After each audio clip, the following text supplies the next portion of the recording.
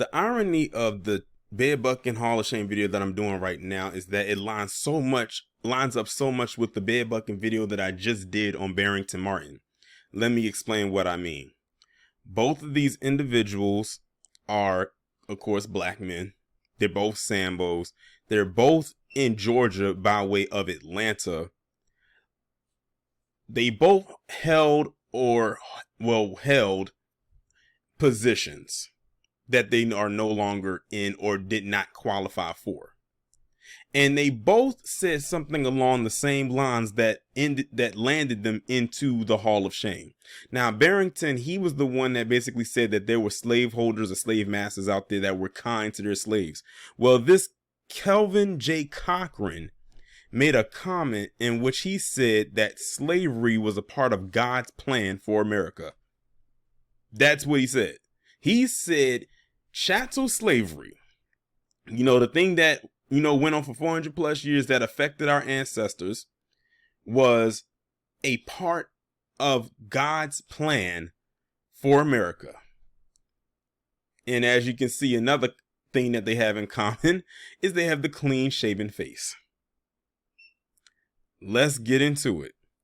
A former Atlanta fire chief who stirred debate with his homophobic views a decade ago is back in the spotlight this week after a speech in which he said it was God's divine plan that, quote unquote, allowed Africans to be brought to America as slaves.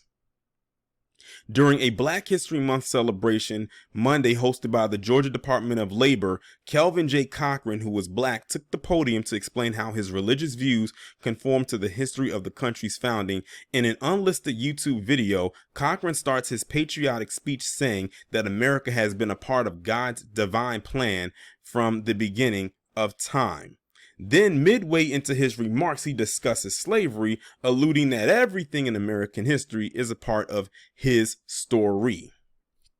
Slavery in America did not catch God by surprise, Cochran said.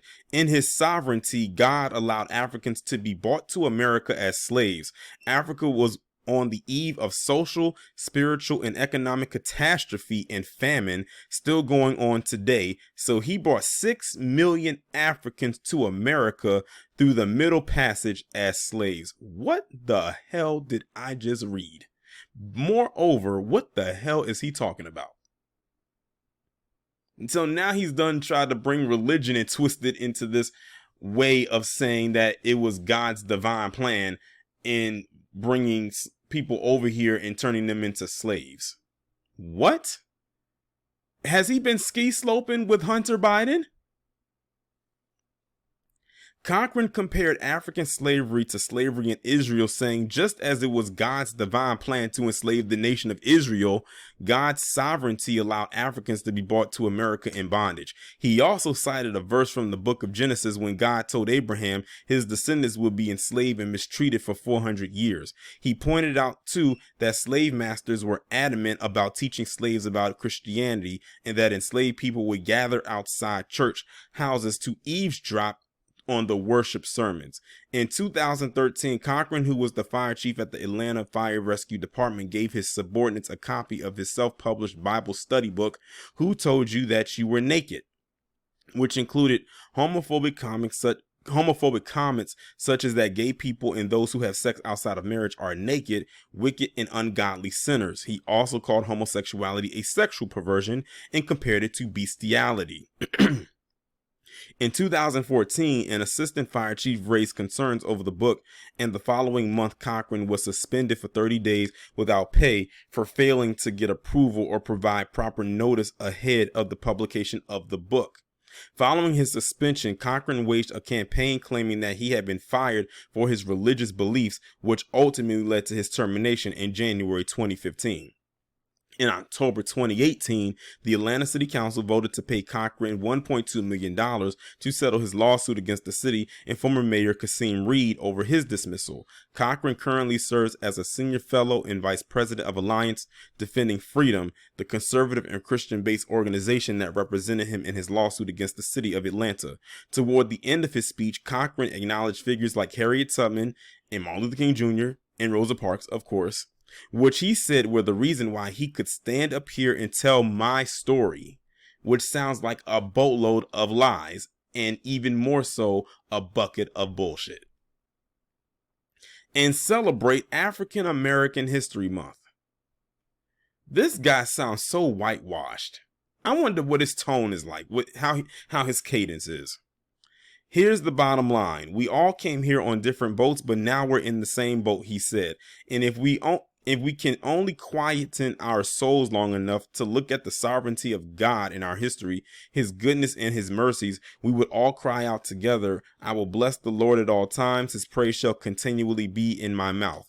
No, it sounds like you got something else in your mouth, and it's not the word of God. I thank God for America, and I thank God for American history, he added. He concluded his speech with lyrics from the song, This Land Is Your Land. Oh my God. Who is this guy? That's the question I had to my Atlanta subscribers. Can y'all please tell me who this guy is? And where did he come from, and how fast can we send him back and make sure he stays locked down wherever we put him? The Georgia Department of Labor and Alliance Defending Freedom did not immediately respond to a request for comment. They probably couldn't respond because they didn't know how to respond to this. If I was in their position, I probably wouldn't know either. Like, this guy, I don't know what's going on in his head, but nothing that he said is making any type of sense. And notice how much Bible thumping he's been doing. I tell people, y'all could be worried of Bible thumpers because they remind me of Carrie's mother in the movie Carrie. If you've seen the movie Carrie, you know how batshit crazy her mother was, but how sacrilegious she was. I wouldn't be surprised if he's the same way. He probably got a whole prayer closet in his home and prays every time something falls on the floor and says that must have been Satan trying to trip me up.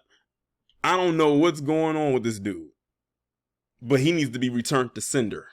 Put him in a box, label it, stamp it, and return to wherever it came from. But this was a bunch of BS that was just coming out of his mouth. To say that this was God's plan, God's divine plan was for black people to be slaved in America. What are you talking about? And what is his lineage? Can someone please help me find that out? Please and thank you. This is just an example of people talking for the sake of wanting to talk just because. Just because, like, this is the perfect example as to why not everybody needs a platform. He's the perfect example of that. He is the perfect embodiment of that statement. I don't know. It's some weirdos out here. And it's crazy that it's one thing that I've done back-to-back bedbuckkken videos, but for them to be back-to-back and they're almost saying along the same lines of things, especially when it affects black people, particularly FBA, that is a problem. I keep telling y'all, like I said in that video about Kenny Jew, not every white supremacist has to be white. As far as I'm concerned, we can throw Barrington Martin II and this Kelvin J. Cochran right into that pool of the non-white supremacists, along with Kenny Jew and anyone else. As a matter of fact, many of the bedbuckens, with the exception of the ones that, some exceptions in it I wouldn't throw into there because the stuff that I talked about them with had nothing to do with them insulting our history, but it was still on the levels of being a Sambo or self-hate. This one for sure. The previous one definitely.